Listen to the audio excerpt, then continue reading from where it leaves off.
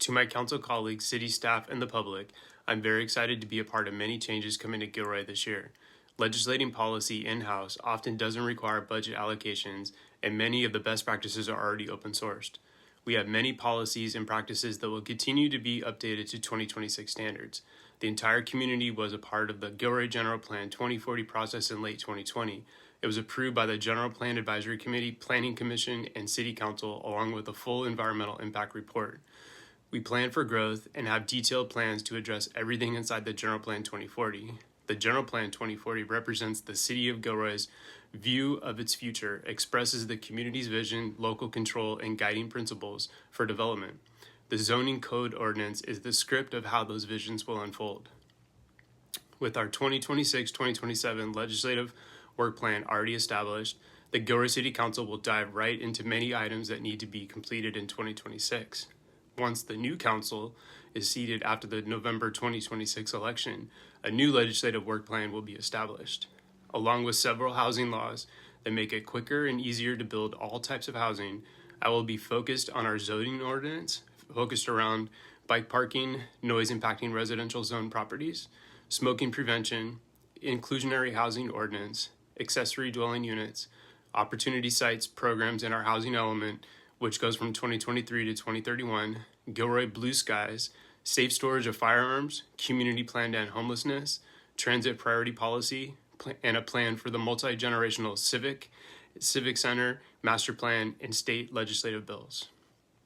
I am in full support of laying the groundwork for a civic center master plan and building a civic center park and multi-generational community center that is for all ages. The focus on a free, safe place for our youth to have after school and on the weekends is a top priority to me.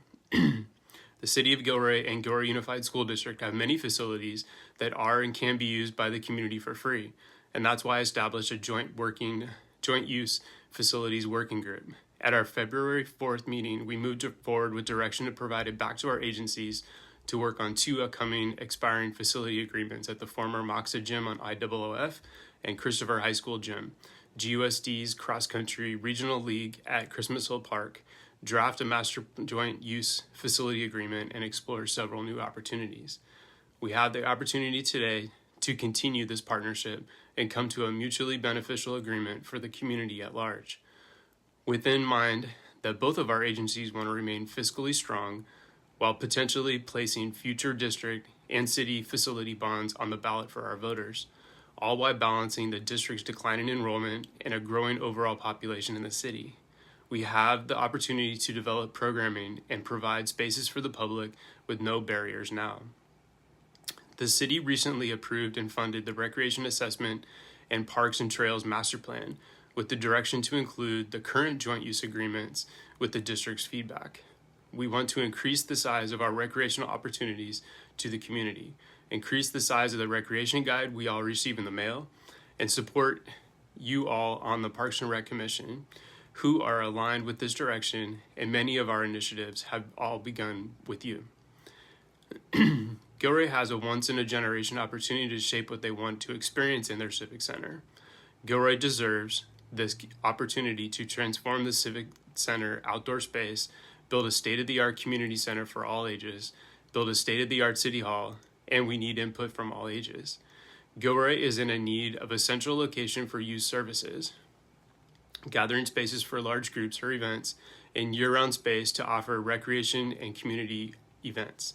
We need a city hall where our city staff can thrive in their workspace and a place where our elected officials and city commissions can host their meetings and public events in a state-of-the-art council chambers. Our residents and customers deserve a state-of-the-art experience when they come into City Hall for permits, plans, pay a bill, or interact with staff and elected officials. I encourage residents to think big in your input for future Civic Center recreation and a Civic Center park and outdoor spaces. In 2026, we have many public and private partnership opportunities coming before the council. I'm very confident that staff will continue to find grant funding opportunities that directly benefit all of our residents. I'd like to find some common ground when it comes to housing for all, climate action, planning our multi-generational community center, civic center, updating master plans, further streamlining of the permit process, And most important, our human capital or our employees.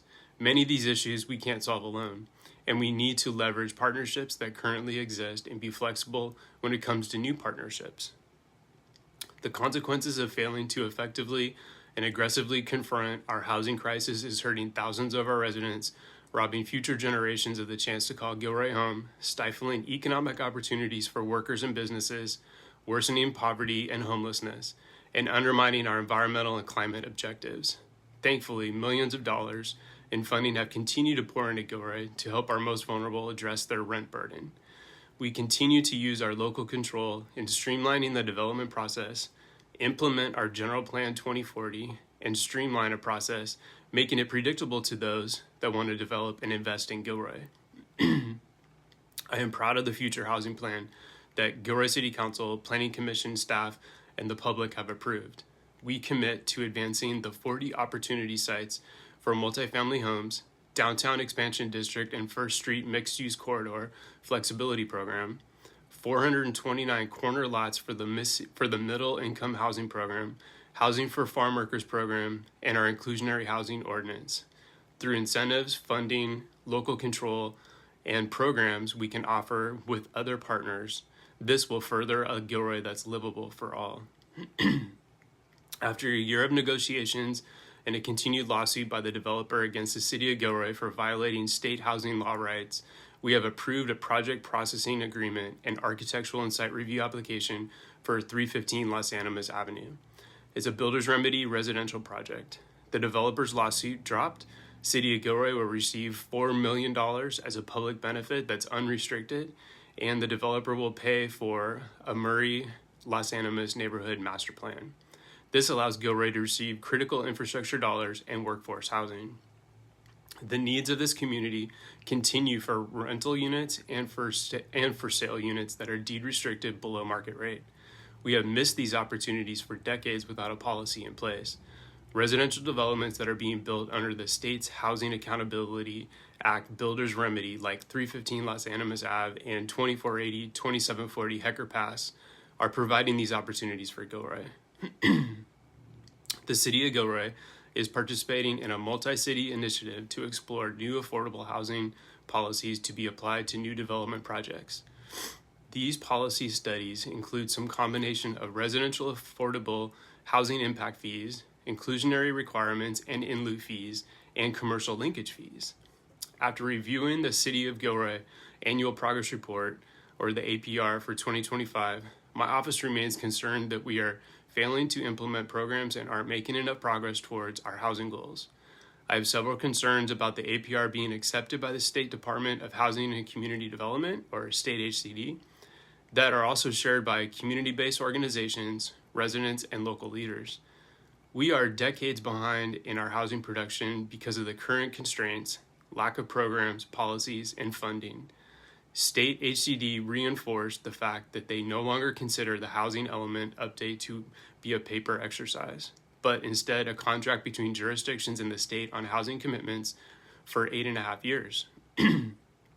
To this end, HCD's Housing Accountability Unit will be monitoring implementation and will hold jurisdictions to the commitments laid out in the Housing Elements Plan. We reached the end of the 5th year of my student internship program, and I am incredibly proud of what we have accomplished. The work they do is essential to my platform, and I cannot do it without them. From the op-eds they write to defend the defenseless, hold the powerful accountable, and attend meetings on behalf of my office, they are all maturing to make this community a better place. Young people are essential to our civic discourse, and I am proud to have my students lead the charge. My work making the City Council accountable continues with a publicly available voting record so that we can all see how your council members voted on issues that matter to you. You can find this on my website at www.zachhilton.com, located under the legislative section. In addition, you can try and change the law as you see fit. For the first time in Gilroy history, my office created a program called There Ought to Be a Law, where residents have the opportunity to get involved with the legislative process. The Gilroy City Council should not be cloaked in an aura of secrecy. It should be a matter of public participation. Residents don't feel a sense of community and belonging if they perceive members of the City Council as an exclusive club. We commit to offering transparent paths of leadership positions, along with inviting and seeking different perspectives. Gilroy City Council made history by transitioning from an at-large to district elections. Gilroy will get to directly elect through districts on the November 2026 ballot, where districts 4, 5, and 6 will be open for candidates to file from July 13th to August 7th.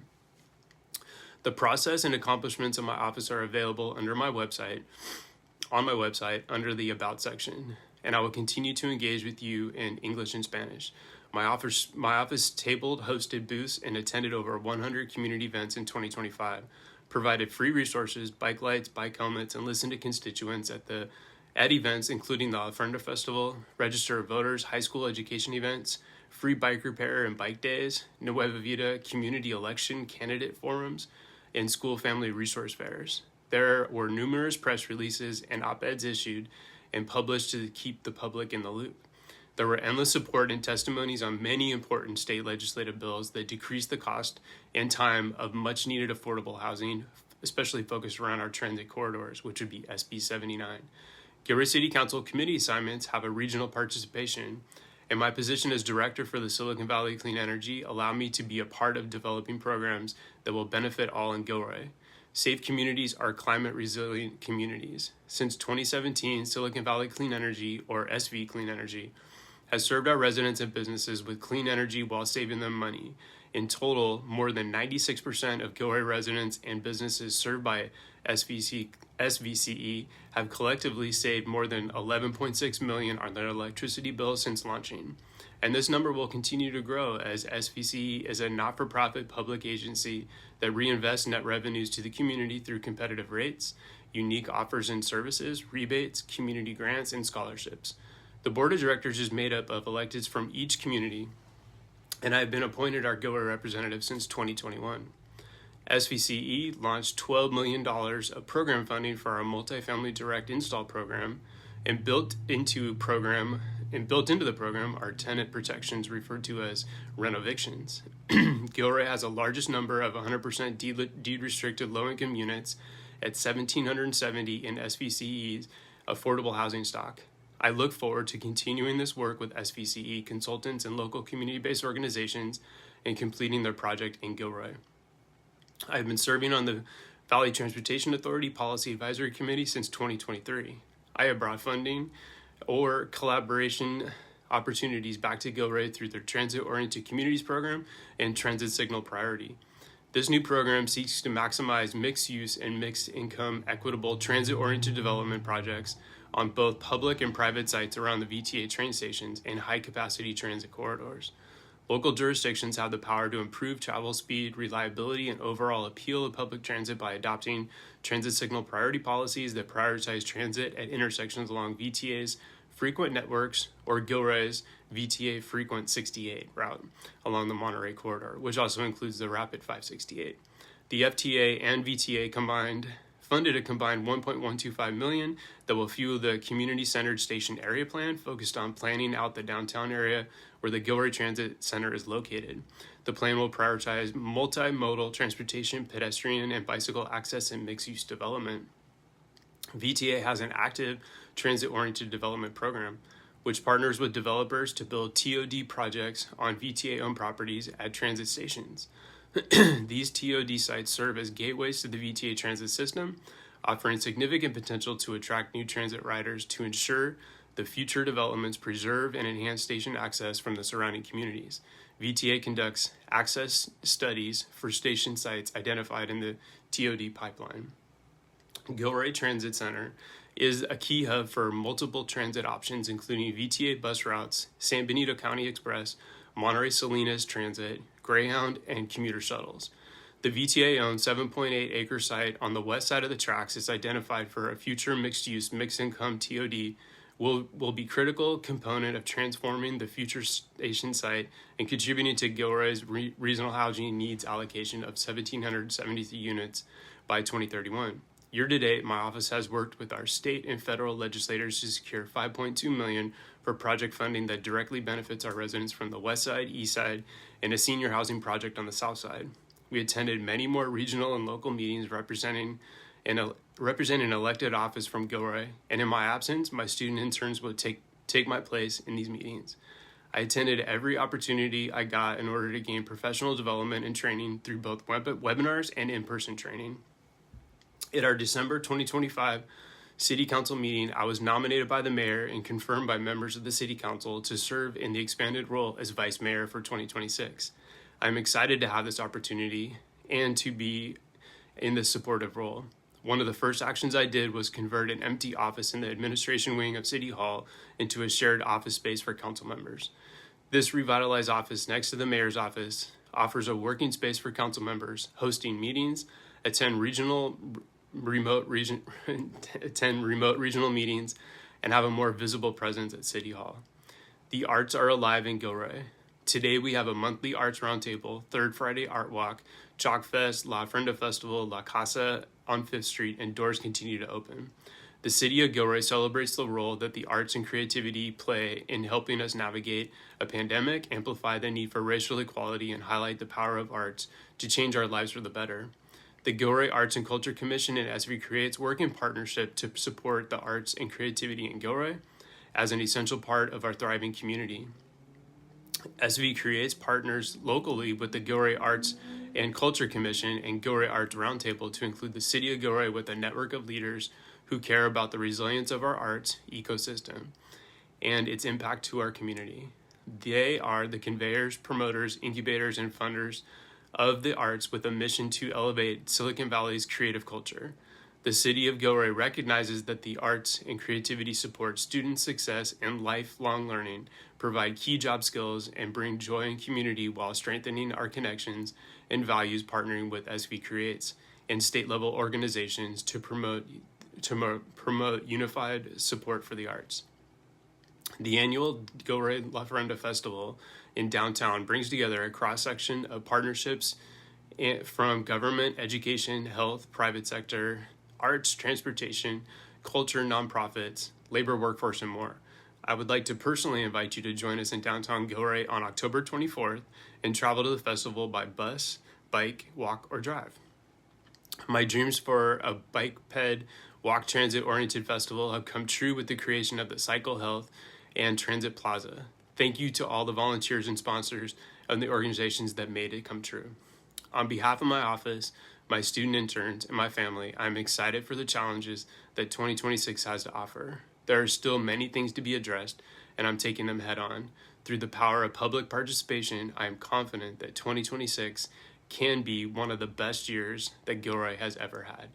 Thank you very much.